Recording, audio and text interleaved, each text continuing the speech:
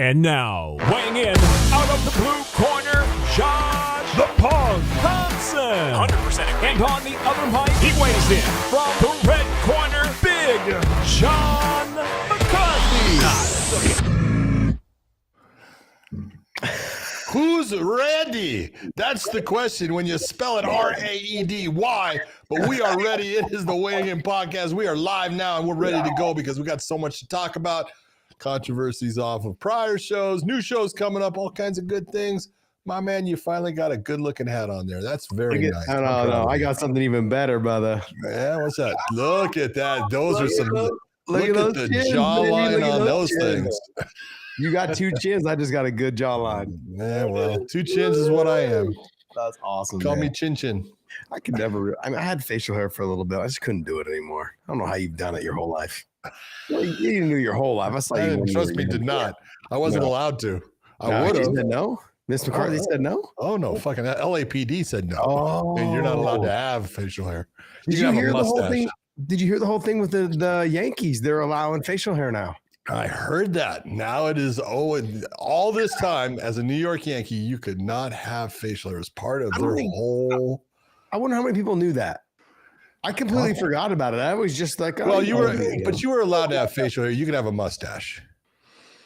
Oh, that's true. Yeah, you weren't allowed to have a beard. Or you could have a beard. That's right. You weren't allowed to have a beard. Think about Reggie Jackson. He had the cool-looking Fu Manchu. You had even when Wade Boggs went over there. Wade Boggs went from Boston over to New York. Big old bushy. God, I haven't heard that name in a long time. Ron Guidry. Think of him. He had a nice little pencil mustache. What about Gossage? Oh, I remember Gossage. Remember Gossage? Yes. See, we're going back old time, old school. Yeah, even the throwbacks, man. Like baseball wasn't really my thing. I was more of because we lived in San Jose at the time, so San Francisco Giants, Oakland A's, more that era. Like I didn't really follow the Dodgers at all. We actually fucking hated the Dodgers. Well, see, hold on. You have to understand. Like when I was young, you weren't around. But I'm being true. Look at the Oakland A's had a fucking team, and they were beating my Dodgers because I was a Dodger fan. But the Oakland A's had fucking Joe Rudy, Catfish Hunter, Reggie Jackson, Sal Bando. They had a fucking murderer's row. They were a great team, owned by Charlie Finley. He was a crook. I mean, we came back and had a good team when the Bash Brothers were around. Yeah, I was never an A's fan. I was never a Giants fan either. I actually didn't become a Giants fan until later on, which is funny because I actually was. I liked watching Will Clark because he could play. Kevin Mitchell catching the one-handed ball in that far right field, fucking insane. He did that. It just certain plays I remember as a child, just like, man, this is crazy to think. Kevin Mitchell ran out, had a ball hit to him in the far right side of the corner, comes out, it was out of bounds, drops the ball with his glove. Next play, guy hits it in the same spot. He runs out, catches it bare hand. It was almost like fucking just let me prove to you I can. It was. But as a kid, right? You're like, gosh, the ball. It's a hard ball. It hurts. Oh, there's all these things. He was so fast. I can't believe he did. It was insane. That's the play that I'll never forget. I had a cousin that was just phenomenal at being a center fielder in the major leagues, and he had some of the most incredible catches, and I'm like, how in the fucking were we related? Yeah. But it was like, my cousin Katie had a son, his name is Jim Edmonds, and he was a big time player for the Angels and the Cardinals. I think he ended his career with the Brewers, but he's a definite Hall of Famer. No, that's fucking awesome. You're related to him? Yeah, he's my cousin. Yeah. Dude, what did they say? Well, I guess that saying's not true then. The apple falls far from the tree. It fell pretty far, buddy. Pretty goddamn far. Look, guys, we have a lot to talk about. Obviously, there's been a lot of people putting their 2 cents in. I just have this is the question that I have. I've talked with one commissioner. I've talked to 4 referees. Oh my God. You're talking to commissioners and referees. Yeah. Your life sucks. No, it's just I know how to go to the source instead of you're trying to do background. Yeah, of course. Got it. I've had the opportunity to talk with them over the last 2 days, and and I see all different ways on how this could have shaken out. And there's a lot of people don't realize there's a lot of different ways this whole thing could have shaken out. It wasn't just because, oh, Herzog did it this way or Henry did it this way. It was a combination of a bunch of things on how it was handled from Henry's side that got a reaction out of Jason Herzog. And the reaction that he needed to follow because of the rules. Simply put, though, but look, I've also seen a lot of the media that it just baffles me that they don't get another referee on, or why don't they reach out to someone like an Andy Foster? Because it has nothing to do with fact and truth. It has to do with opinion. And that's always, I'm fucking serious. That's the problem. It's always been what their opinion is that counts. And their opinion doesn't mean a fucking thing. It has to do with what can he do? Did he follow those rules? Did he follow what he's allowed to do? As long as he did, you may not like it, but it's right. Yeah. So like what I was going to get into was I've seen a lot of the media saying like, hey, there should have been a point. There should have been this taken. I don't understand. Like it's been going on forever, right? Analysts have been saying it. Commentary has been like different analysts at the desk all around. People were talking about how we need to be more strict with taking points. We need to be more, doing this. In this scenario, every referee that I talked to said that they wouldn't have taken points. Now they said, look, the two growing shots, one was like kind of just off to the side. The other one kind of grazed. Yeah. It just, in this situation, they're like, no, I wouldn't have taken a point. It was accidental. Henry being the shorter fighter. And let me make this as clear as I can for people so they understand why. Those referees would have taken a point on a groin strike that if it had absolutely landed with a power velocity that caused Henry to be an impacted fighter, meaning that he was affected by it in such a way, even though it was accidental, we'll say, or unintentional, it still was affecting him in a way that they would have to, what we say, called level the playing field, meaning it's unfair for him to take that shot and it to be even as far as we're just going to let that go. And now Yadong Song would be in this elevated position based upon he injured Henry and he's not injured. So if he had gotten blasted, and you'll hear the ones, that's the one thing most people don't understand. You don't really hear it when you're watching it on TV. Yeah. Sometimes they'll play it as far as thing, but when you're in that cage as the referee and standing outside of it, you hear when you have a good groin shot. It's a certain sound, and it's something that you get used to hearing at times, and you go, okay, that was clean. And so it's not only a visual, there's an auditory element to it. And if Henry had been hit with one of those, people are going to take points. It's if you have not truly been, put at a disadvantage, then they're going to try to go with the warning. Mm-hmm. I want to go back to several media people basically saying there should be more points taken. They're like basically yelling at their microphone and taking steps back and talking to the screen, but yelling at the screen about how we need to take more points when there's more fouls. He's obviously been compromised.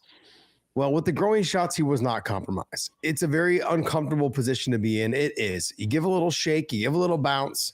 And I know every circumstance or every situation is different. Always different. It's always different. And let's be honest, most fighters wear a steel cup. We really take that time. Smart. If you're smart. Most of us take that time to catch our breath, to shake it out a little bit. Okay, kind of feel good about it. Okay, and then also too, we get a moment to rethink how we're approaching this fight.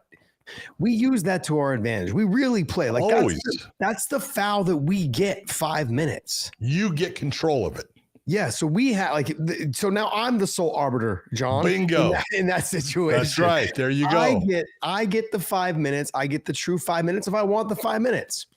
That's right. Where in this situation, like I want the media that is saying, why don't we take more points? Why that should have been a penalty. The bottom line is, do you want scorecards that are like 7-6? That's exactly do you want it. them? Like, let's be honest, there's fouls all the damn time. That's right. Like, can you imagine in a 3-round fight, you take a point every time someone? I want people to take points all the time when they grab the fucking fence. Yes, it drives me crazy. I know. Because I feel like that's something you have control over. You actually have control in putting your fingers in that fence and actually making a little hook to grab it or whatever. You have that control. You don't have control of somebody kicking you in the nuts. You don't have control when someone jumps in and lunges down into your kick that hits their nuts. That you don't have that control. That's just part of the action of the actual fight. And this is part of the problem is many times with fouls, it's the person that actually is fouled that instigated the foul. Yep. They created the foul by their action. And it's like, you want to take a point from the other guy when all they were throwing a technique and this person put their body in the position for it to now become illegal. It doesn't work. And this is, all the people that are, media people saying, jumping all over the place. How many fucking, I would love for them to have to do a fight and decide if they're going to take points. It's not something that is taken lightly. It's taken very seriously by all the officials. And their biggest concern is if I can keep myself from being a part of this decision and having an effect on it, I'm going to keep myself from having an effect. Now, that doesn't mean that they're sitting there saying, I'm just not going to take anything. If I have to take something, I'm going to take it. And if I think you're cheating in a way, it's like, we've talked about on an interview with Austin Vanderford. Look, if you grab the fence and it absolutely, in my mind, no doubt stopped you from being taken to the ground, that's no problem. I'm going to take a point. There will be no warning. I'm going to automatically take a point at that. Now, if you end up grabbing the fence on the takedown and you end up on the ground anyways, you ended up where you were going to go. I'm probably going to give the warning of don't grab the cage because the fighter got it there. Was it more difficult for the opponent to get you there? Yeah, it was. No doubt about it. But you ended up where they wanted you. So that's how we're going to play it. I don't want to be the person that's over officiating. And this is what's going to happen is those media people will absolutely start complaining to no fucking end about this horrible official that just took points for everything and they affected the fight. Let me go into this a little bit further. Look what's going on right now with the way that the NFL, now their numbers have gone up. Okay, because they're a passing now type game. There's less running, which actually Saquon Barkley had protect the quarterback. Think about a quarterback like Terry Bradshaw compared to fucking Patrick Mahomes. Exactly. So look, but they've overruled. They've created so many rules that it's kind of like getting. They even talked about making adjustments to the rules this year about letting the DBs actually have contact with the receivers because it's just getting ridiculous. There's a first down every play. Just throw the ball deep. Even the quarterbacks are saying anytime we're at like 3rd and 25, we just throw it deep. We'll throw it deep. Just hope we get a fucking first down. And most of the time, I think it's like a 42% chance they'll get a first down. I'll take those odds all day long. Look, but the opposite effect has been the same way in the NBA. They've overregulated it. Refs have inserted themselves. There's whistles at every turn. And can you think about this to all the media? Like all the media, think about this. Every time you stop to take a point, the action stops. Fans will lose interest in watching the sport of MMA if we have to stop every time a fucking fighter fouls. Like, I know. I love the thing because they try to compare the sport of MMA and the fouls compared to the NFL. And it's like, if you want to sit there and think that the taking of a point is like a 5-yard penalty, you're a freaking moron. Okay. Taking of a point in MMA is like your team being on the 2-yard line, the quarterback dropping back, throwing a Hail Mary, and you getting a penalty that puts you now from the 2-yard line all the way to your 2-yard line. That's what a 1-point deduction in MMA is like. And that's my point. My point is these, I've heard analysts say it. These are respected media people that have said that we should take more points. You're literally putting the ref in a position to decide the fucking outcome of the fight. Right. Their job is to stay the hell out of the fight as much as possible. I'm sorry, but if I'm a fighter, I don't want you in my fucking fight. Get out. Stay. Hello. Don't touch me. Don't put anywhere near me. Your job is to bounce around and make sure I don't die. That's it. That's your job. Okay, and the fact that I'm hearing the media say that there should be more points taken is fucking it's disgusting. It's gross. And it bothers me because like you guys are respected in the industry, and for you guys to be saying this, you're going to end up dumbing this sport down to the point where people are going to be like, man, every time I watch, they're taking a point, or every time I watch, they're stopping the action. They're doing something. You can't do that. Josh, don't you think about this. If all of a sudden referees are just taking points for every foul they see, and trust me, you see a bunch. Oh, there are a lot. Okay. And I start taking fouls. You don't think the first thing those media people are going to say is, fucking John McCarthy is fucking bought and paid for. He obviously is bet on that fighter because that's why he's doing it. He's corrupt. You know, this is what's going to happen. You're trying to be in control. Look at the main responsibility of the referee is what? It's exactly what you said. It is to protect both fighters. Sometimes you're protecting, a fighter from their opponent. Sometimes you're protecting a fighter from himself. John, give us that saying that you like to say about referees. Referees can make a good fight or keep a good fight good, but they can make a good fight bad. The whole thing, a referee can never make a bad fight good, but you can definitely make a good fight bad. You said it better. it's just a true statement. And when the ones that you say, but you can definitely make a good fight bad, are the ones where you start to over officiate. You start to become more involved in everything. And now it becomes more about what is the referee going to do than what is the two fighters going to do. Yeah. Okay, now let's get on to the fight. I want to talk about, he takes the two growing shots. He gets fucking poked. Let me just be honest. And I'm going to agree with one of the media guys who said he was basically fucking artificially inseminating Henry Cejudo with his fingers. And they went pretty deep. So, let me say this about it. And I've heard all kinds of people saying stuff about, Henry in this condition. And sometimes you'll see people get poked and you go, oh my God, he stuck his finger to the second fucking knuckle into that guy's eye socket. And you see it and you go, holy shit. And you're thinking, oh my God, I'm going to see this, eye that's just destroyed. And the fighter just is like, no, I'm fine. I can see it. No, take your time, and then you'll get ones that you think it's just a little swipe. And it's like, it wasn't that bad, but it actually is bad because it affects the fighter. It's a nasty little scratch that it's cut their cornea or something. And even, this is what people don't understand. The doctor, when we bring him to the ringside physician, don't think that the ringside physician can actually see that scratch. They can't. They can't see it because they need an actual instrument to be able to see that scratch. And they don't have that there. They're putting the light up to see the dilation of the pupil to see, is there something as far as trauma that is making that pupil expand now? But they can't see the scratch. They're going off of the fighter. And many times, the fighter's going to want to go on and they're going to, and I've had fighters do it all the time where I go, dude, take your time. You can't see right now. And they go, no, I'm good to go. Take your time, because no, you're just not wanting this fight to stop. And I understand that. And I'm not going to stop it on you, but I know you got fucking screwed over here. I want you to take more time, and there's times when they want to go on because they know that their opponent is tired. And so you're trying to work with them to let that kind of fucking play out. So you're not giving a rest to their opponent. But, anybody who sits there and says, well, Henry was faking. I don't believe Henry was faking. Okay. I don't think so. I think Henry got poked.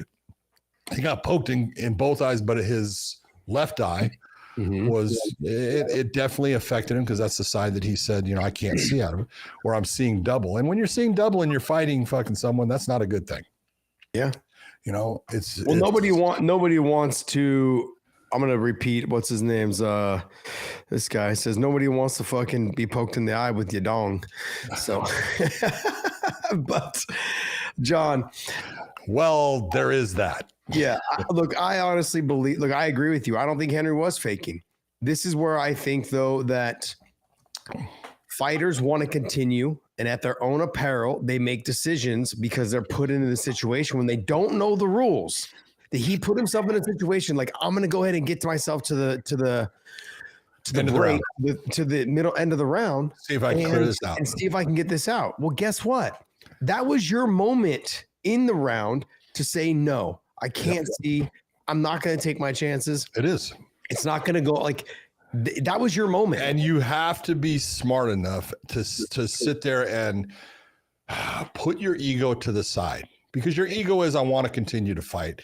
If anyone's going to sit here and tell me that Henry Cejudo is not just a straight out fucking savage competitor, you can't do the things that this guy has done in his career and not be. So he is just a fucking straight out dog competitor. But it's that actually works against him. And sometimes you got to sit there, and I don't blame Jason at all. Jason is trying to work this out and keep the fight going. Sometimes you got to look and go, hey, you need to be smart enough as the fighter to say, if I go on here, I'm going to be fighting at a deficit with a guy that's already having his way with me to a point when I was not at the deficit. How's this going to go? Probably not in my favor. I would agree. But on top of that, though, like there's a lot of people going like, look, if you would have taken the point, it would have been a draw. Here's the thing, though. If you would have taken the point, you really think Henry would have stopped? No, he wouldn't have stopped. That's the thing. The mentality of a fighter is like, now there's a point taken. I can kind of get through this, I think. And if I get 2 more rounds, if I get 1 more round, this fight's going to be even closer. That's all he's thinking in his mind. Fighters are...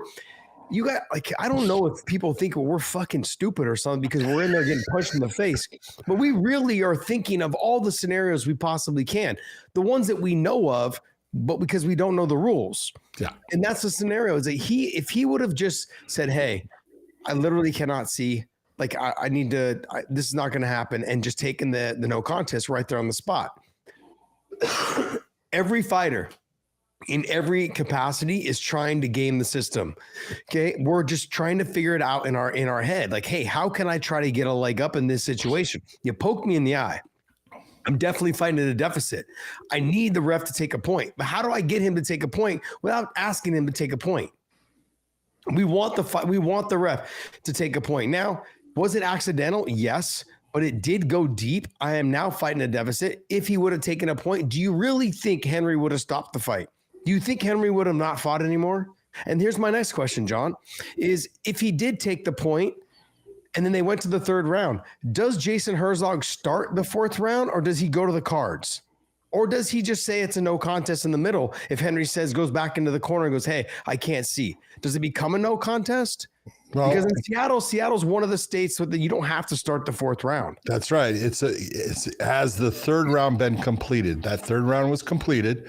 So Jason was automatically in the position, if he's not going to DQ Yudong Song for the foul, he's automatically going to be going to what we call a technical decision. Mm-hmm. He's going to take those scorecards that were already placed to the scorekeeper by the judges, and they're going to say who is winning the fight at the point where it was stopped. So I guess the question, if the point was taken, it would have been a majority draw. It would have been a majority draw. But I guess what I get back to, though, is would Henry have stopped and would Henry have said in between rounds that I can't see? That's the only thing. Like, look, fighters, once we feel like you've taken the point, we're basically fighting 0-0 now. It's basically we're in round 1. Yeah. It's an even playing field. It's no different than if I just came back from 2-0 in a hockey game. It's now 0-0. Once I even it up, it's 0-0. All I got to do is win, these next 2 rounds, and I got this thing in the bag. I can do this.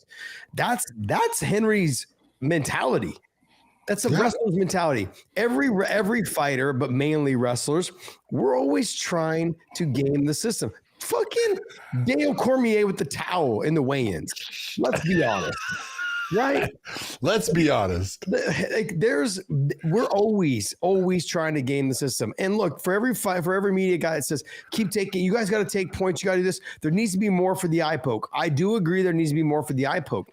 But people were like, this is egregious. This is this. You guys, we grab anytime someone throws a big shot at us or anytime someone makes a movement that we weren't expecting, we reach for the head to try to clinch and pull them in so we don't get hit with a big shot. How are you going to solve that?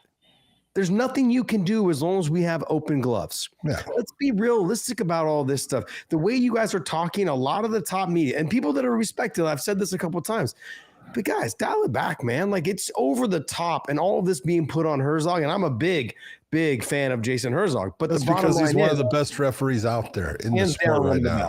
hands down, one of the best.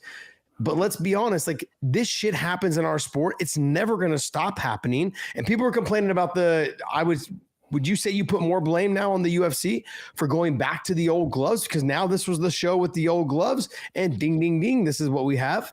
This has always been a problem with those gloves. Those gloves, have been around for a long time now. It was the Iwano gloves. The Iwano gloves didn't seem to have as many pokes, but they weren't great. As far as they had tassels on the outside. Remember, they were stitched on the outside instead of being stitched in. It took the Randy Couture versus Vitor Belfort fight to get that changed.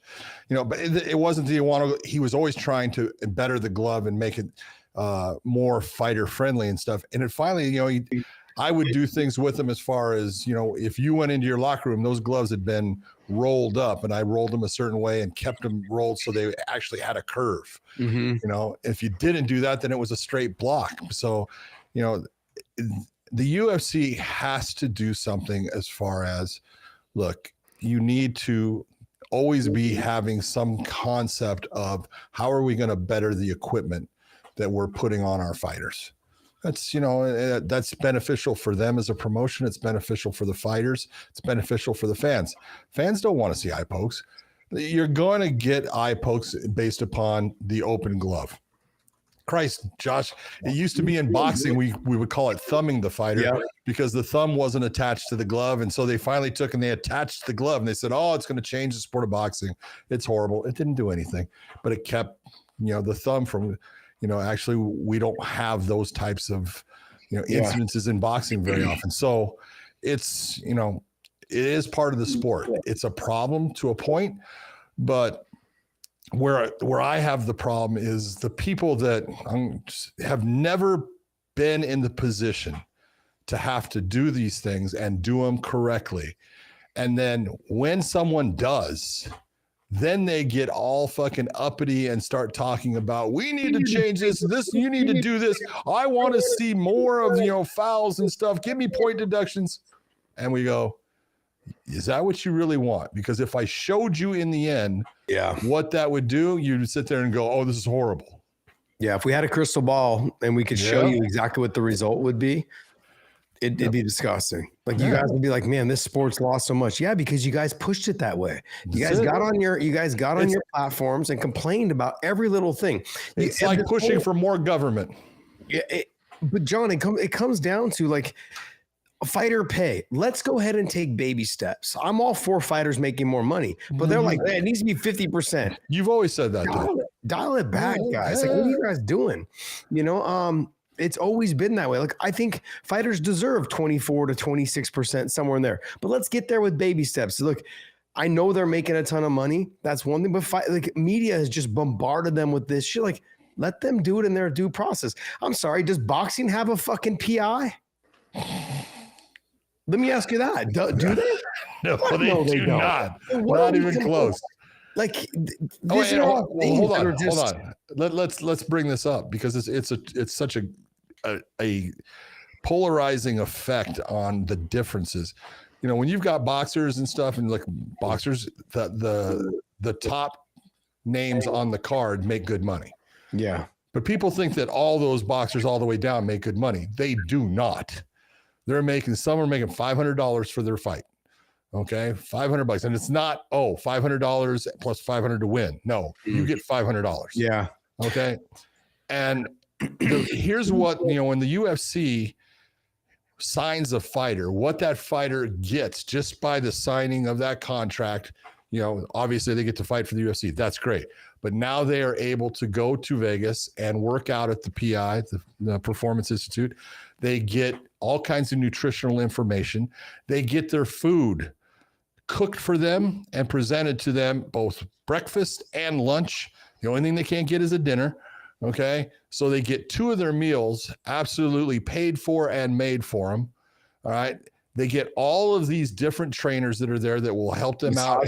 Massage therapists, nutritionists, physical therapists. I mean, all kinds of different things. They get, ice baths and sucking saunas and all these different, high-tech ways of training. It's amazing. You don't see that in boxing. There's nothing like that. No, there's not. And for that promotion to do that, it's a lot of money. It's not money that is, if you want to say well spent, it is, I believe, but it's not something to make them money. It's not going to make them any money. It's only going to cost them. But they do it, and it's something that's completely beneficial to the fighter. Yeah. Let's go from the beginning of this. I'm going to start from the beginning. The 2 growing shots shouldn't have had a point taken away because there was no real effect. They didn't, like you said, you can hear the sound of the cup when the shin or the foot hits it. It's a loud noise, especially if you're in the cage as the referee, you can hear. No point should be taken for that. Sure, there's a little discomfort probably, but then he was give it the shake and you're back in there. Okay, the eye poke. Should there have been a point taken for that at the discretion? Possibly. I think, possible. To be honestly, I wouldn't have been mad if there was, only because, like I said, he artificially inseminated him through his eyeballs. That's one. Okay. But not only that, what kind of bugged me a little bit is that as soon as the fight restarts, Song Yadong is back out there with his hands wide open. That's the point. You look and you go, hey, there is the rule. And here's I'm as big well, no, I'm not promoting because I'm as big as I can't say, I made the same mistakes. Let's say I was the one that brought up that rule. I wrote the rule and they put it into the unified rules. And I'm being honest, it was John Jones that made, the reason for it because of what he used to do. And it's normal for a fighter to want to fight with open hands, but those hands have to be with the fingers kind of up if you want to do it. We'll tell the fighter, you can fight with your hands up or close your hand. Okay. Don't point your fingers out. And as soon as the rule was initiated, one of my first fights that I did that was under that rule was Josh Koscheck's last fight. It was in Bellator. It was against, I think, Mauricio Alonso. And Josh was doing it, and I was that close to taking a point from him. And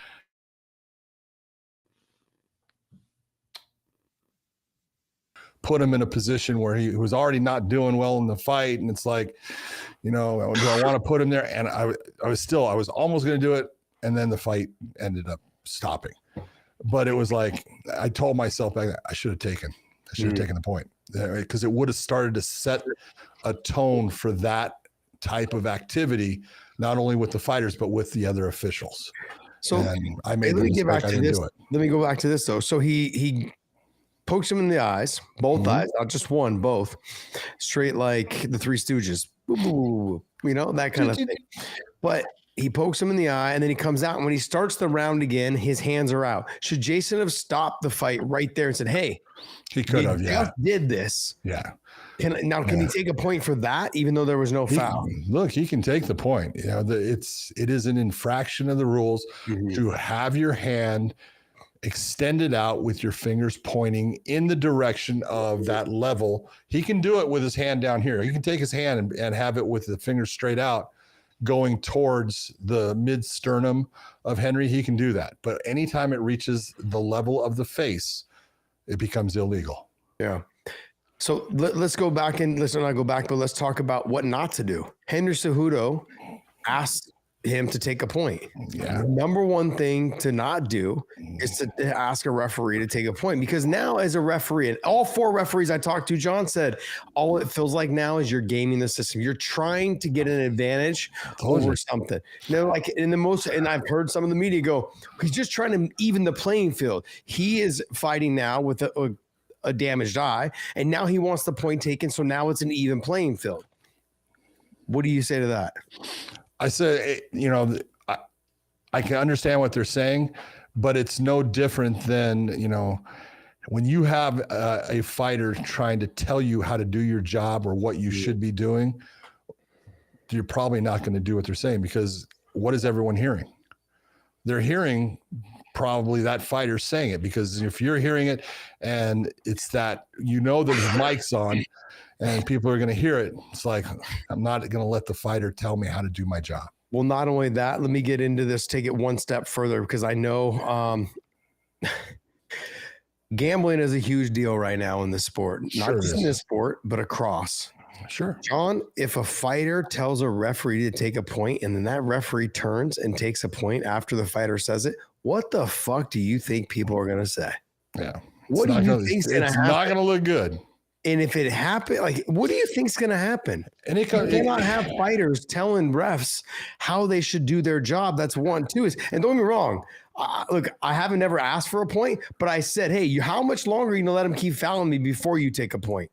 That's what I've said. Like you start telling him, hey, are you gonna take a point? It just sounds like you're basically saying like, hey, you know, like you do this for me, do this for me. That's not what we're doing. You can go back all the way. I think it was UFC 90. And you remember when Matt Brown fought Pete Sell? Yes. It was in Ohio. And Yves Levine was the referee for it. And look at the very start, Matt Brown hurt Pete Sell. He was on Queer Street throughout a lot of the fight. He was getting damaged badly. Are we saying that now? Is that go ahead, John. It's always been a statement. Okay. But he was on wobbly legs, let's say that. But if you go back and you watch, you're going to see Matt Brown freaking, taking his hands and he's talking to Yves Levine. And what he was telling Yves is, hey, you need to stop this fight. You need to stop this fight. Are you going to stop the fight? And what did Yves do? He let the fight go. Yeah. And it was, part of it is ego. It's, you're not going to tell me what to do.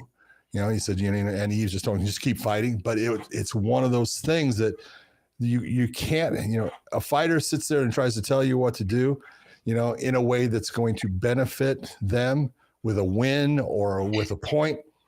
It's not something you're going to see the referee, taking and going, oh, okay. It's just not going to happen.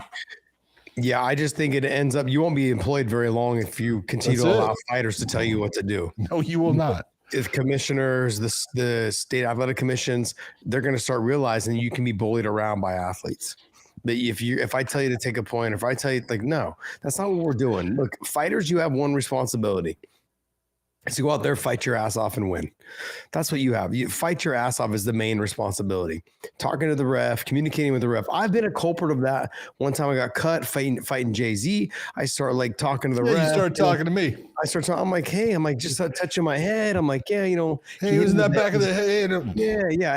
And John Fitch is yelling at me with Koscheck on the sides. Who gives a shit? Fucking fight. And then I had to dial it back. All right, you're right. You guys are right. But in the middle of the fight. But my point is with the way that gambling has become so prevalent in this sport, it would be a huge issue if Henry Cejudo turns to him and goes, "Hey, are you going to take a point? How come you're not taking a point?" That ends up being something that you can be criticized for. Now the promotion is like, I can't have that ref. That's right. He's being bullied by fucking fighters in there. Now he's taking points. He's determining the outcome of this fight. I can't have that. Commissions are like, I can't have that guy. There's no way. So I see that side. So what not to do is what Henry did in that situation. Now, the other thing is learning the rules. Learning the rules would have put Henry in the position to say, hey, I can't really continue. If I continue to fight on, okay, their chances of me getting no contest are gone. I mean, it can still be done from what you and I were talking about. It could have still been given a no contest in between the rounds. Am I correct? No, not once under the Washington state regulations. If the fight has reached the end of a completed third round, now, if you're not going to call it a disqualification, it will become a technical decision. Got it. The no contest is off of the chart. You can't use it. Because, John, I've sat in these athletic commissions for my own thing. When I got headbutted, got dropped, and I got back up and fought, they said, no, you got back up and fought. Henry Cejudo gets poked in the eye. It wasn't even that. And what did they say? Because I was on the line. And they said you looked fine. They said it's not only you got back up, it's the way you got back up. Oh, because I got up. You got up the right way. Technical stand-up, yeah. Yeah, because 22 years of training, douchebag. You don't know any other way to get up. It was just your training. That's how I fucking get up out of bed too, fuckers. But it comes down to in that situation, like if you are to get the eye poke and you don't take the DQ or the no contest right there on the spot, then you kind of lost that positioning now. You need to continue either the fight or you need to take whatever it is he can give you. The best thing, from what I understand, talking to the other 4 refs, the best thing that he could have done was either giving him a TKO where he could have lost by TKO in between by not getting up off the stool saying, I can't see, or going to the scorecards where he had a chance. You don't know what the judge is like. You don't know what the judges scored. What I said, yeah. So those are the only 2 options he had after he decided to fight. He had the option of saying, look, I can't see. And at that point, that was basically 3 minutes and 50 seconds, we'll say, into the 3rd round. If he said I couldn't see, they're going to stop the fight, and it would have been a no contest. Yes. Okay. That's the first one. When it comes to a TKO, there is no way that a referee should be calling this a TKO in any fashion. Now, go back to, remember Chris Weidman when he fought Bruno Silva? I don't know if you remember that fight. I do. It was in New Jersey. Gary Copeland was the referee. Mm-hmm. And Chris Weidman had four eye pokes where he poked Bruno Silva. The last one, he ends up poking him, and Bruno Silva just drops down, and Weidman goes after him. Gary Copeland calls the fight and calls it a TKO. Now, New Jersey was smart enough as far as the commission said, no, we can't have, that was a foul. We're looking at the replay. He got poked in the eye. That's why he dropped down. That's why he can't fight. So we're going to go to it was the 3rd round of a 3-round fight. We're going to score that round, and then we're going to go to a technical decision. They went to the technical decision for Chris Weidman. He's the victor. He wins the fight. Then they finally went back later. I think they overturned that to a no contest based upon the foul. You cannot have a fighter win a fight off of a foul. Mm-hmm. Okay, where in the world does that make sense to anyone? Okay, I foul you, so I get a win. Yeah. I complain all the time about guys fouling on the bottom and the referee's taking a point and then standing him up saying, oh, it's double jeopardy. No. How do you allow someone to get up out of a position based upon them fouling?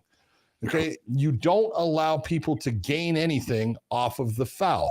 So in this position, you're looking and saying, hey, I have got to put you in that place where now you went to this 3rd round, you say you can't see, I can't take and give a TKO victory to that guy based upon you saying you can't see because it was a foul. If it was a legal blow, it's a TKO. But since it was a foul that started the injury, it is now going to be a technical decision since we have finished the 3rd round. Okay. Because I was told that he could have given him a TKO. It would have been wrong. It would have been wrong, but he could have given him a TKO based on the fact that Henry decided to continue to fight. Once you say you can see. Yeah, no, see, and again, it depends. It's no different than. What does it depend on, John? Like he said he could fight. Here, you and I are fighting. Podcast days. You're damn right it would be a short fight. But I'm too fucking old. I fucking run out of gas after fucking a minute and a half.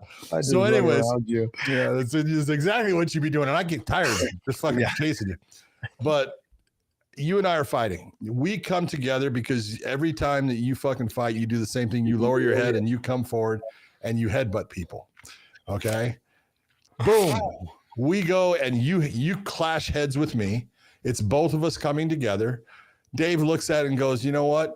It wasn't intentional as far as both of you caused it. John receives this cut over his eye. Okay? But the doctor says, you know what? He can go on. So you and I go on. And we finish the 1st. We go through the 2nd. We go through the 3rd. We go through the 4th round. And now we're in the 5th round. And you bring up a Nate Diaz-like kick, and it hits me right in that same eyebrow, and it just explodes my eye, and now my eye is hanging down.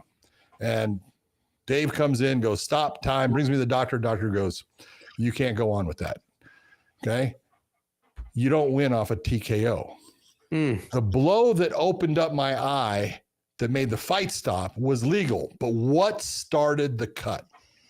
It was It was a foul. Unintentional. Yes. So in this position, since Dave said it was unintentional, you can win the fight if you are ahead on the scorecards. I can win the fight if I'm ahead on the scorecards because it's going to go to a technical decision. The difference being, if Dave, during the first round, had said, you know what, that was Josh Thompson's fault. He's the one that caused that. That was intentional the way you did that. Now, he's going to allow the fight to continue. He's going to have to take 2 points from you in that first round. Okay? Minimum of 2 points. It's a intentional foul with an injury. Rules say I have to take at least 2. So he takes 2 points from you. We go and we do the same thing, go to the 5th round, you throw the kick, boom, it blows it up. Now it is a different outcome in that it is a technical decision, but I can't lose the fight. The best that you can do is get a draw. You can either lose the fight, or if you actually won it on the cards, they're going to call it a technical draw. In the position that I am, I can't lose. I can either win the fight on the cards, or if I'm behind, I'll get a technical draw. I guess, and I heard this a couple times today too. Well, what is keeping fighters from when they get ahead on the scorecards from just not committing an egregious foul? And then all of a sudden going to the scorecards. If I get into the 4th round and I'm winning, instead of having the fight, and now I feel like the momentum starting to take over where he's winning now that 4th round, I don't just fucking come off and blow his nuts up. And just, you know what I mean? Like what is keeping fighters from doing that other than the fact that we have a lot of pride and we actually really want to win the fight? You know, most fighters are in that position. Look, they want to win, but they're not out there to purposely try to foul. It's not a normal thing. We get fouls based upon, accidents. We get fouls based upon people being tired. It's a good reason why people will foul. We get fouls for retaliation. You fouled me. He didn't do anything about it. Now I'm going to foul you back. That's a retaliation. That's the most common thing. Yeah, it's very common. And we get fouls off of hurt fighters. You're hurt. You get hit with a good shot and it really hurts you. And so immediately, you are at least cognizant enough to go, let me try to foul him so they stop this and I get time. And so a hurt fighter will do it. So those are the real reasons you'll get fouls. Fighters don't fucking try to foul to end the fight because it could work against you. You could get DQ'd. I agree. So you're winning the fight. Now you're going to foul to get out of it and you lose it. Way to go. No, it's not a normal. I understand. concept. It's a chance you're taking. I did notice a little comment there from Pause Mo. Josh, learn the rules. Big John, Josh, you don't know the rules.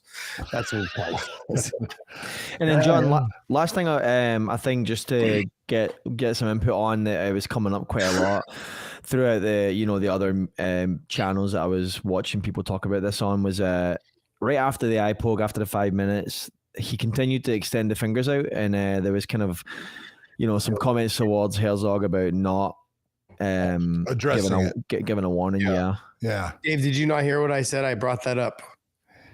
He did. Oh, I mean, we're 50 minutes into this conversation, so it was somewhere in there. Then he did bring it up, and look, Jason could have. If you're going to sit there and go, in a perfect world, would I have loved to have seen it? Yeah, I would have loved to have seen him go, hey, time, stop. Hey, I'm telling you right now, and bringing him over, I would have brought him probably over to his corner so I had a true interpretation of telling him, I'm telling you right now, you leave your fingers out there. You've already poked him in the eye. Chinese. What's that? Well, but they normally have that one guy in the corner with him. So I'm telling you right now, you continue to do it, I'm going to take a point. Close your goddamn hand. And I would have loved to have seen it. It didn't happen. But, we're not all perfect, and it's not, it's not an easy thing. And you're trying to look at a lot of things that are going on. And I'm sure that part of it is, what happens when you're the referee and you have those situations like Henry, where Henry is now being very defensive and he's moving a lot, trying to avoid the fight. All of Jason Herzog's attention is on Henry. He's not looking at this picture like you are on the screen. He's looking more at Henry. He's focusing in on Henry to see exactly what Henry's doing, because now he wants to make sure that he's not going to let Henry get hurt. And just based upon the way he's fighting. So it's very normal for you not to even look at Yadong San. You don't even hardly see that hand out there. See, here's the thing is I saw a little bit of Henry's conversation with Kamaru Usman on their podcast. And bottom line is people are giving Jason Herzog an issue right now about the whole, how come you didn't stop the fight for the fingers being out right after all that situation happened? And like you said, he wasn't focused on him. He was focused on Henry. Yeah. Henry not being in the situation before I've criticized all sorts of fighters, world-class fighters, for like basically saying like, hey, you're bitching out because your eye this, you know, like you got poked in the eye, no big deal, like, you know, rinse it out, hit the towel. He's like, until I was in that situation, he's like, man, it's just completely different. Yeah, it is. Like, that's the thing. When you get poked in the eye and they can bring out a fucking dry towel, whatever, no, it's wet. At least it's wet. Okay? It's wet. You just touch your face. That's all they do. Like, you can't put water in it. Like, you can't pour water in your eyes. Be like, okay, look, I gotta get it out. If it's scratched, it doesn't matter if you're getting a wet towel or being able to pour water in it. It's not going to do anything for it. But he didn't know the decisions to make under that circumstance. And even though 5 minutes seems like a long time, he wasn't guaranteed the 5 minutes for an eye poke anyways, because that's only guaranteed for a growing shot. So that being said, he's having to make, other fighters have had to make those decisions even quicker. I remember one time being poked in the eye, and I think it was you. You grabbed me and said, hey, are you ready to fight? And I was like, yeah, just give me a second. You looked at me and you go, okay, I'll give you a sec. But you gave me a second. You came back to me pretty quick and you're like, hey, are you ready to go? And I'm like, yeah, I'm ready to go. But it was one of those, you're literally put under the scope, like, hey, I'm still kind of clearing it out, but I need like a little bit more time. But no, once you say you can go, you can go. And that's the problem. See, is I brought the doctor in for you, and he looked at your eye and he says, you know, can you see? And you said, yeah, I can see. And he says, okay, he can fight. Yes. And you said, just give me a second. So I'm like, okay, the rules say that once the doctor has said that you can continue, I must start the fight within a reasonable amount of time, and meaning get it going. And let's be honest, Henry got more than ample time. Either you can't see or you can't. Jason did everything he could to allow Henry to have time. In fact, Jason went beyond what he was supposed to kind of do to help Henry out. And when I've also out of two of the refs, they told me that Jason shouldn't have allowed Henry to sit down and get the crowd involved. I when you look at, if you're going to talk about, you know, the perfect, you know, one of the things is as soon as Henry is sitting down and look, Henry was, I'm not saying he was playing to the crowd. He was trying to tell the crowd, you know, like, give me a second, you know? Yeah. You know, it wasn't, I don't think he was sitting there saying, you know, come on, let's go. It wasn't that, but it was, people need to understand when it comes to a groin strike, the fighter is the person in control of the time. If Henry is sitting on the ground and Jason comes up to him off a groin strike and Jason says, hey, you ready to go? And Henry goes, no. And Jason's going to say, no problem. Take your time, because Henry's the one that's in control of it. But once the doctor said he can go, he can fight, and Henry is now, you know, there, and then he sits down, it's the one thing I would have liked to see Jason say, hey, do me a favor, stand up. I can't have you just sitting here. The doctor has said you can go. I'm trying to give you time. I want you to get yourself ready, but we're going to start this fight, but don't be sitting on the ground. Yeah. Okay. Because it's not Henry's time. It's Jason's to adjudicate and try to give him as much as possible so he feels ready to fight. All right. Well, I think we've exhausted this out to the bitter end. Like I said, things not to do if you're a fighter. Do not ask the ref to take a point. No. You know, and simply put, look at him and go, hey, how many times are you going to let him foul me until you take a point? You can say, damn, that was fucking bad.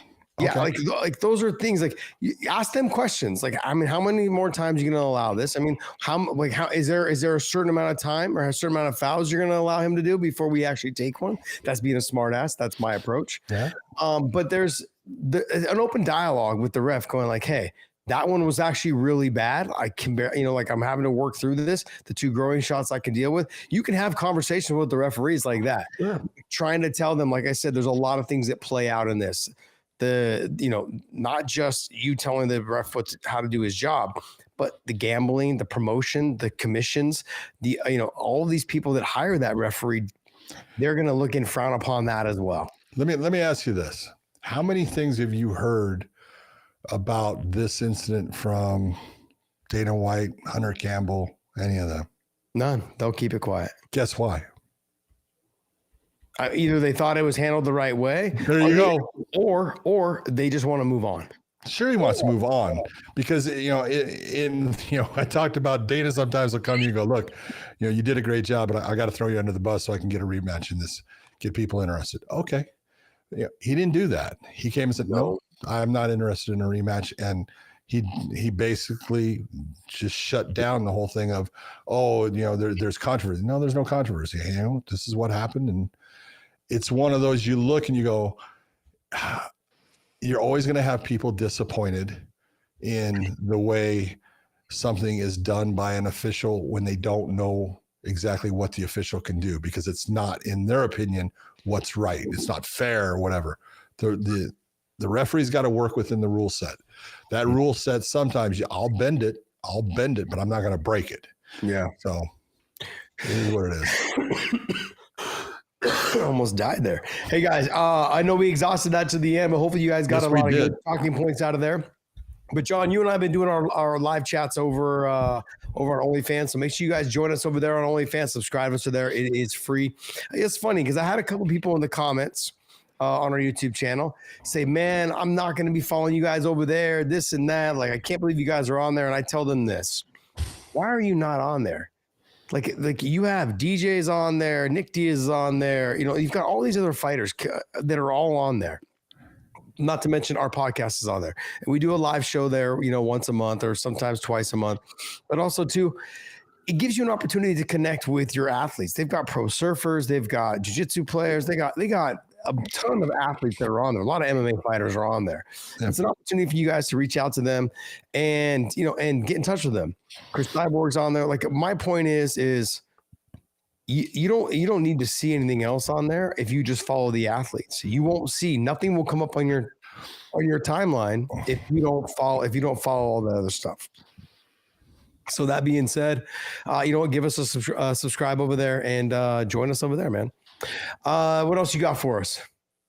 We got Fight Night this weekend. Yes, we do. Okay. I was so caught up in the Henry shit. I can understand why you were caught up. Oh, and lastly, wait, one more thing. If you guys haven't caught our Austin Vanderford interview, it dropped this morning. Check it out. It is on our YouTube channel. You guys can also listen to it on all the listening platforms, on Spotify, iTunes, all those listening platforms as well. So make sure you check that out. He's a great guy. I know a lot of people call him Mr. Van Zant, but the dude's he's a great guy. Hilarious. I've told stories about, gambling with the two of them at the Mohegan Sun, having, hanging out with them, getting drinks with them, having dinner with them. They're great people, man. Really down to earth. And if you guys haven't heard that interview, it's in our YouTube channel. Check it out. Okay. What else you got for us there? Can you see it up or no? Yeah, it's a little small. But UFC Fight Night 253, Cape versus Alimbayev. That's you talk about flyweights and exciting flyweights. Manel's a guy that, he's always trying to finish guys. He's always trying to, get the knockout and stuff. This is going to be a incredibly tough fight for him.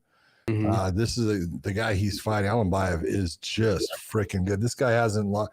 I know he's got 2 losses, and I think they're back in 2016, 2017, something like that. He is phenomenal. He is, I think, 4-0 or 5-0 in the UFC now. Man, this might be his 5th fight. Is it 4-0? Yep. Okay.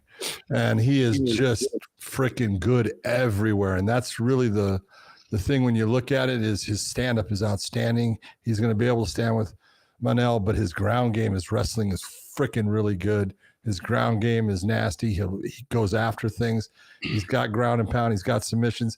He is the full package when we talk about, especially flyweight fighters. They're just, if you're going to be good in that division, you got to be good everywhere.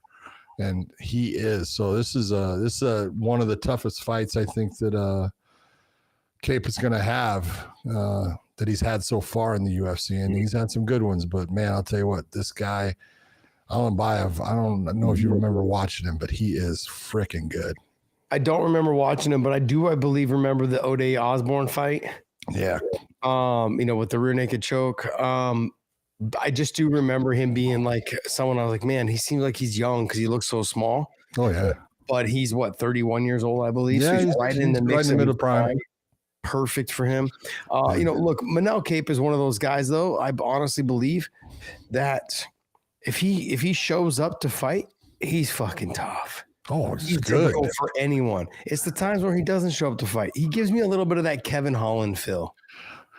I don't know if it's that he doesn't show up to fight, but sometimes you look and it's like you've got this skill set, and your one skill set as far as your stand up is you're fast. Mm-hmm. I mean, you got beautiful, movement. You land, a fantastic, he's fights southpaw a lot. His jab is quick, even when he switches over.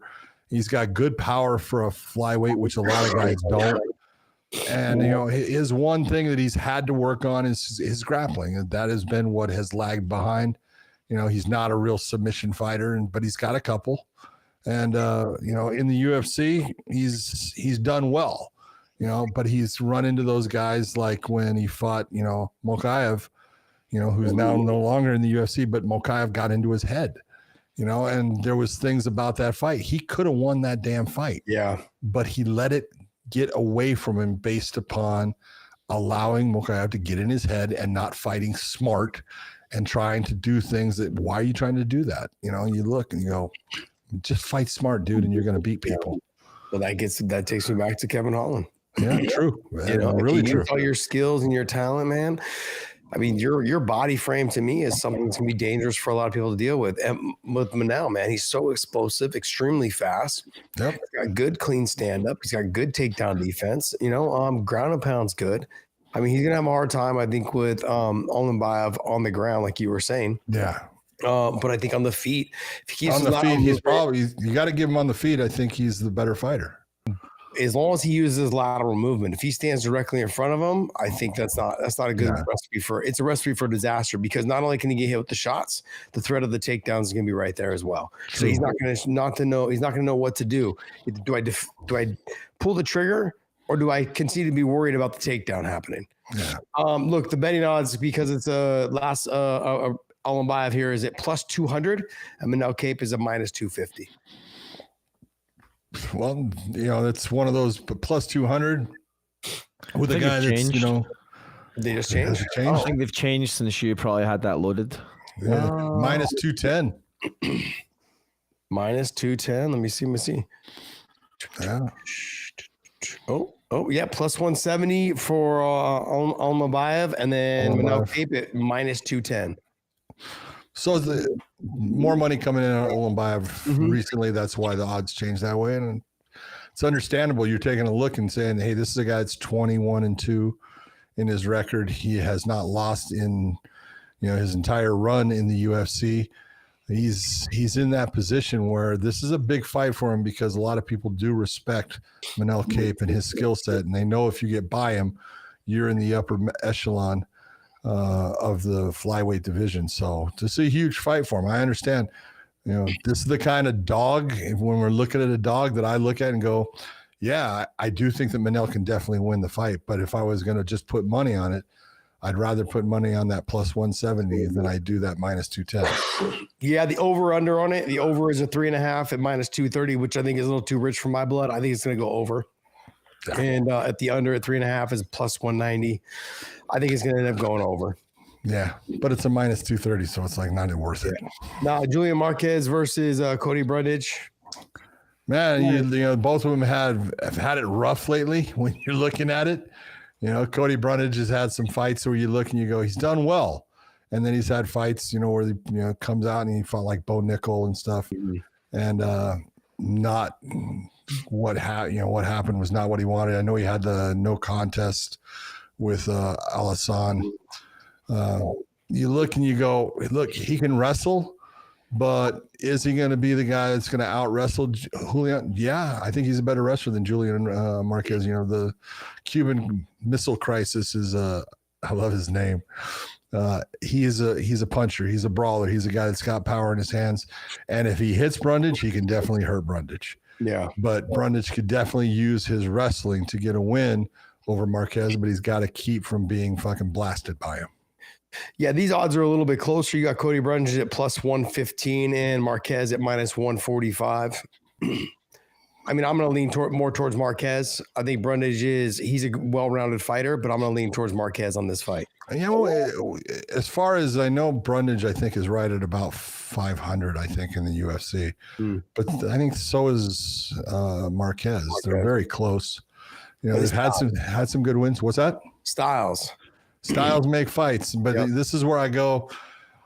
If Cody Brundage fights a smart fight, he wins this fight. His wrestling is just better than Marquez. Marquez tends to wear out by stopping people that are trying to take him down. His arms get heavier. It slows his punches down. And as soon as someone hits a takedown on him and keeps him down, it tends to roll on him. Brundage has that wrestling ability. But, you know, again, Marquez could land one shot and end this thing fast. John, this next fight is the one that I'm excited about. Hell yes. Esteban, how do you say his last name? Ribovics versus Nasrat Hasrat. Yeah, that's gonna be a great fight. That's a good fight, but I'll tell you what, Esteban Ribovics has really proved himself to be. He is good, man, and his fight against Daniel Zellenhuber. I mean, what a fight that was. Zellhuber. What a fight that was. And you know, it showed true grit on both fighters and their ability to, you know, maintain a level of just intensity throughout that entire fight that, I mean, it made it special. And I know that in his first fight coming to the UFC, that's the only loss on his career. Since then, he's been perfect, you know, and taking on guys that are really good, you know, fast starters like Terrence McKinney.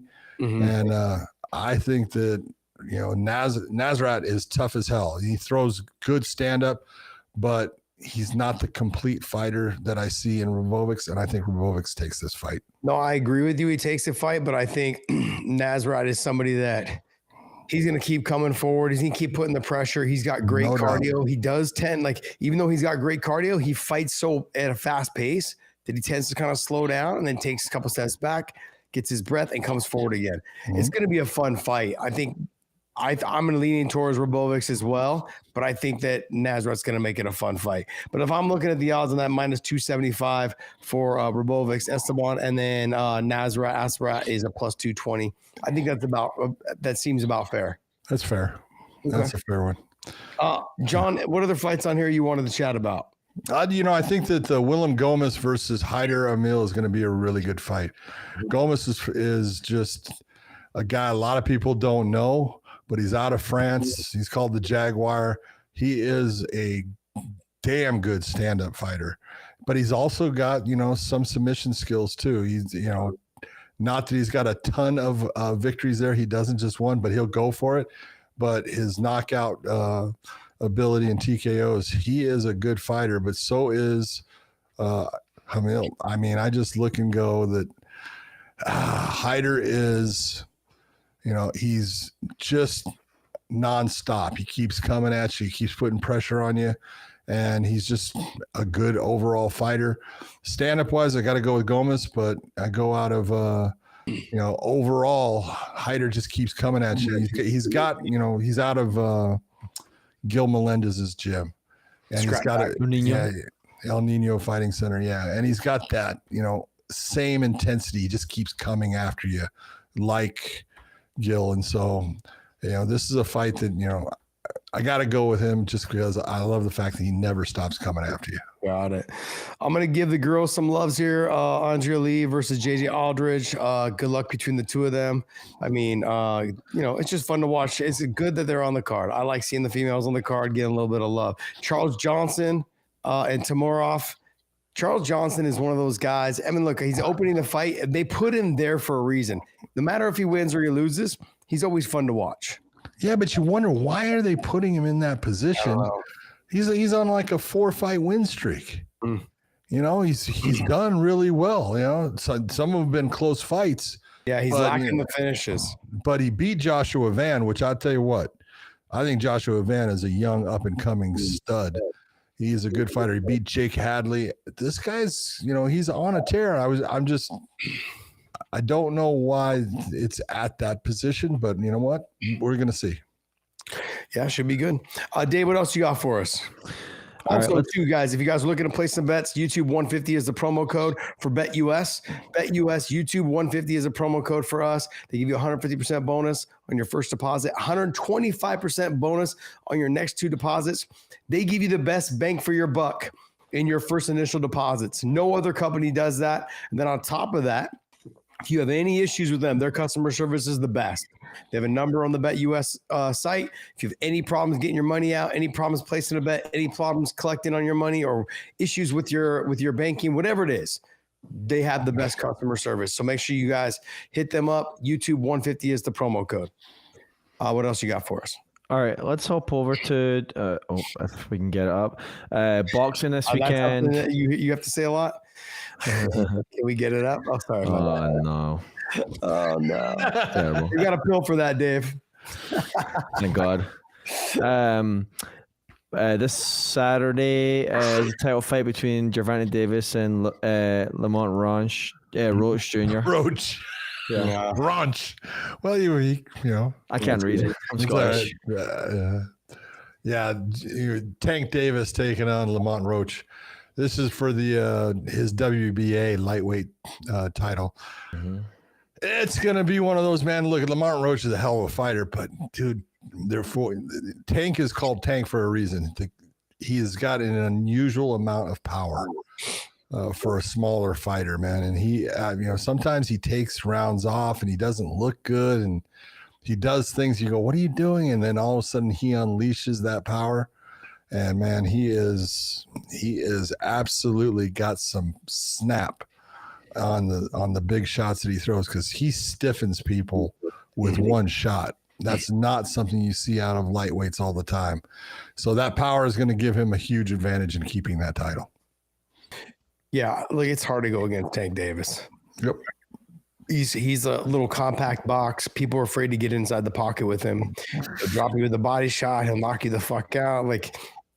And like John said, he'll take rounds off, basically kind of luring you in. Yeah. Like, I didn't do much last round. Come on, come over here and play a little bit. Get a little bit closer. And as you get a little bit closer, he's just waiting for the right opportunity. And he's fast. He's fast. His timing's there, and he's got power, man. Yep. A lot of people are like, "Oh, he doesn't fight smart." I think he fights really smart. I'll tell you, I'm being honest. When I watch him and stuff, people can sit there and not like his style and what he does. I have not seen a lightweight fighter have the power that Gervonta Davis has since, Roberto Duran was the guy as a lightweight back then. He, he's called, Mano de Pietra and hands of stone, because he just hits so damn hard. Well, Tank Davis hits just like Roberto Duran. Yeah, I mean, they got it from me, Shoulder strike. That's it, yeah. Dave, what else you got for us? There's a bunch of fight announcements that they had, but if you had something, I wasn't sure what you had. Yeah, well, I just wanted to get into one of the bigger news pieces. Dan Hooker's out of his fight versus Justin Gaethje. That's a shame. Now everyone wants to know what Gaethje's going to do. Gaethje said he does plan on fighting. He'll fight anybody they put in front of him. And who do you think they put in front of him? Well, John, I mean, BetUS put out a couple guys that they would like to would see, and I kind of agree with those guys. I would say, look, for me, honestly, in front of Justin Gaethje, why not throw Ilia Topuria in there? Based short upon notice, too short of notice because it's this week. I mean, look, Arman Sarukian, if you want to prove to me that your back is better. That's what I say. Arman Sarukian's the one. And Arman Sarukian. Yeah. Arman's fighting himself. He's going to have to fight his way out of this. Yeah. And to do them a solid in this situation, that's what they're looking for. That helps fight your way out of this. Yeah. You win this fight. Okay. You're right back. You're right back. Yeah, you're back in my good graces. Yes. You guys want to look at Dana White as if he's fucking the mafia boss at the top going. He is. What are you going to do? What's wrong with that? Yeah. I'm just simply saying. He's here to help you. Just got to help him a little too. It's just, I think in that situation. He's going to make you an offer you can't refuse. Yeah, I just don't know if he's going to look. Let's be honest. A lot of the conversation was about that he couldn't make the weight. That's why he pulled out with the back injury. That's a lot. Well, here we are a week later. Can he make the weight? I don't think he can. So I don't think he's going to fight. I don't think it's me, Arman. I don't think it's going to be Ilya. Ilya's walking around 178 from what it says. So I don't think he's going to make the weight in a week. And why would he take that chance in a week? Look, I'm going to make sure I go up and I'm going to fight. He's not going to. He's not going to. So those two guys are out. Now let's talk about guys that can be realistic. Fiziev has already posted saying, hey, I'm ready to take that fight. Let me go. He has been out for a while because of the knee injury that he suffered a long time ago. This will be his first fight. That would be a rematch. Okay, but people want to see that fight. I'm not saying. I'm just saying it would be a rematch. So that fight, and then who was the other one that I was really kind of thinking about? Oh, and then Gamrot. Gamrot? Yeah. I mean, those are the guys that you could kind of put in that little mix. There was one other guy I thought that I had. You could put Charles Oliveira. Charles said no. He's not fighting. No? Okay. No. His manager said no. I shouldn't say Charles did. Okay. He said no. Charles will not be fighting on a 1 week notice. Charles, it's not 1 week because that's what, March 8th. What is it, next weekend? Mm-hmm.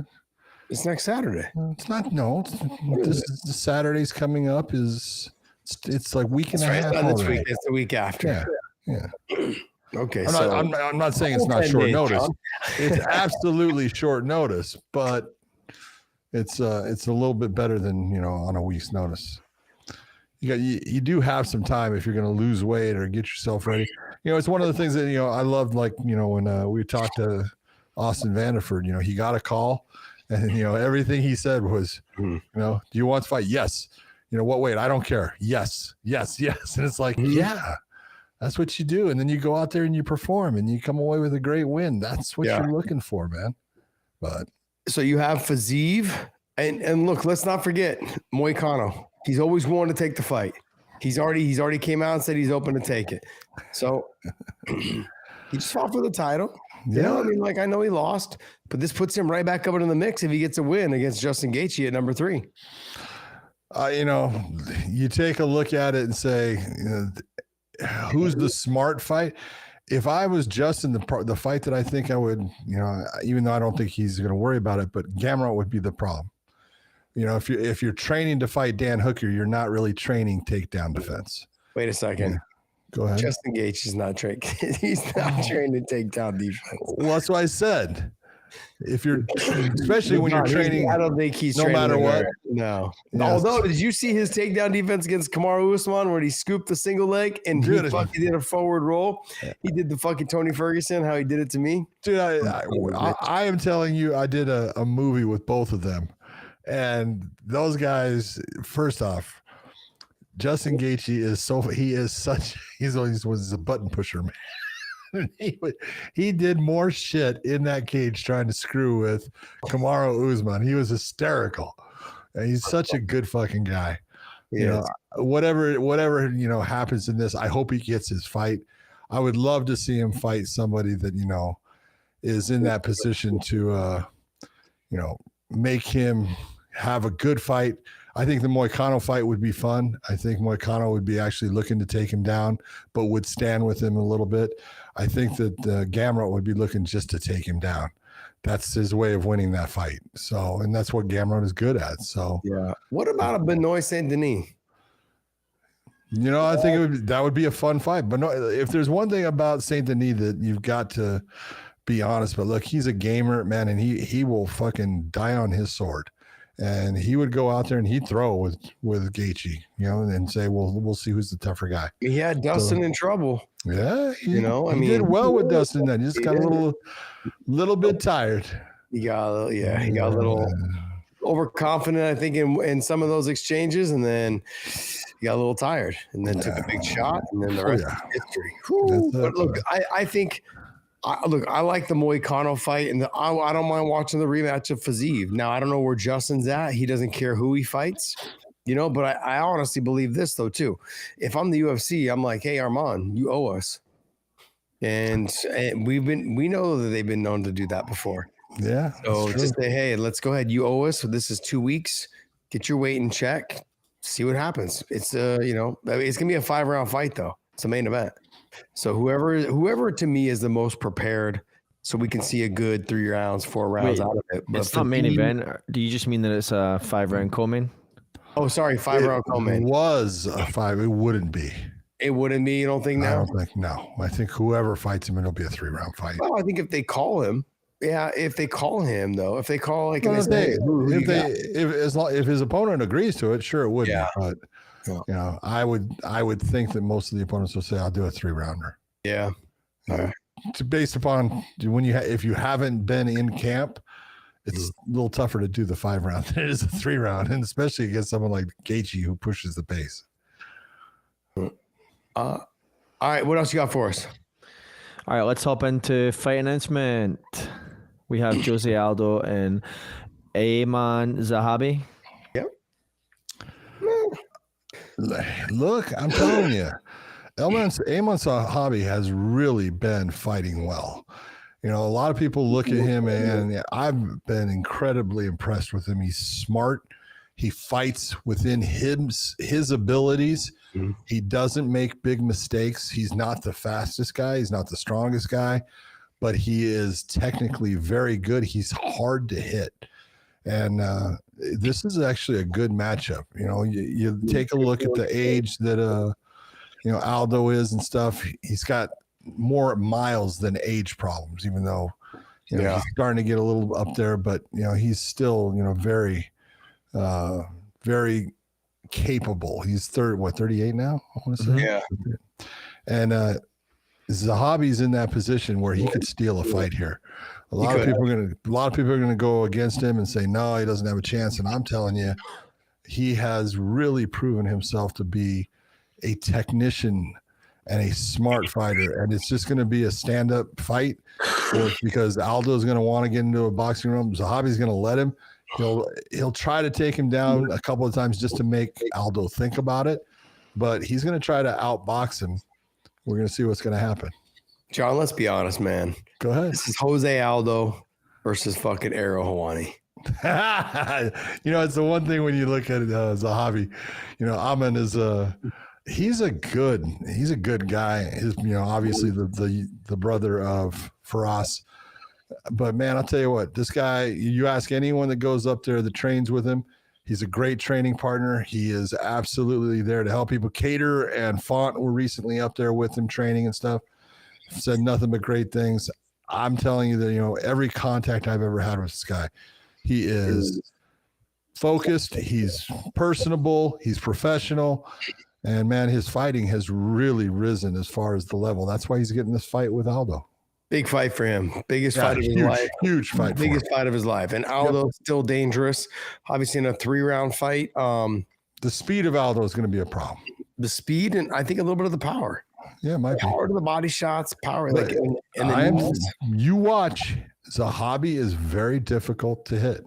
You know, it's not that Aldo won't throw, but what does he hit? Does he hit the target or does he end up hitting the elbow, the arm, the shoulder? Zahabi's good. We're going to find out. What else you got, Dave? Next. All right, next fight. Next one here, we have Jessica Andrade versus Jasudavicius. Thanks for that. You're welcome. I enjoy watching Jasudavicius fight. She, you know, first off, she's going to be in Canada. She's Canadian. She's fighting in Montreal. And I look at that, you know, she's fighting a little tank in Jessica, but I look at this fight and it's in the, I believe this is a flyweight instead of strawweight. Flyweight. Yeah. Okay. So at 125, man, Jessica's structure and just her length and stuff is going to give her problems. But Jasudavicius likes to be the wrestler. She likes to take people down and do work on the ground. So this is going to be, can Jessica keep her from being taken down and land her big shots, or does Jasmine get those takedowns and basically try to maul her? Yeah, it's going to come down to how she can use Jasudavicius to use her body length to try to get to the body lock, lift and scoop, take her down, drag her down, any of those things to close that distance. She can't be inside the phone booth in striking range. She's got to be all the way in, as in like wrestling range. All the way in grappling or all the way out. Yeah, there's a difference. Like if you guys are face to face, that's not where she's going to benefit. She needs to be body locks, legs tangled up on the double leg. She cannot afford to be in that boxing range. She will get a fucking head knocked off. Yep. Jessica Andrade will fucking detach her skull from her shoulders, whatever that is. All right. But Jasudavicius, though, if this fight hits the ground, I think she's got the clear advantage on the ground. Clear advantage, submission wise, everything. I agree. All of that stuff. Yeah. So it's going to be kind of an interesting fight, and whoever can implement their game plan is going to win this fight. Yeah. That's really what it comes down. Absolutely. Because they're different. They're different Battle of styles. styles. Yeah, battle of styles. Next, That's us. that's all of That us. is Wait, it. there's one other Wow. fight that was announced. Dun, dun, dun. There was. Yeah, Kayla Harrison versus Juliana Pena. Oh, it's about time. Was it announced? Yeah, I think it Where was did you see announced.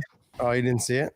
Yeah, I said, someone no, I'm was asking you asking- where they you were saw saying it. it was confirmed with whatever. There was another fight. It's like sometime in like June or July. It's the fight. Oh man, what other main fights were announced? What did we talk about already? 315 is it? No, not 315. No, that's I think it's far out. 314. I think it's 314. 14 is the next one coming up. That can be 14. 313 is the next one coming up. Yeah, 314 sorry, is Miami. 314. Yeah, 314 is the one. Miami. The featherweight titles headlining. Okay. Yeah. So who's the featherweight title? Yeah, so this is supposed to be the co-main event for the featherweight title. The Pantoja one? I'm just not seeing Oh, no. anything reported anywhere. Because they're saying Pantoja is fighting Kai Car France, and they're saying that Kayla Harrison and Juliana Pena is the co-main.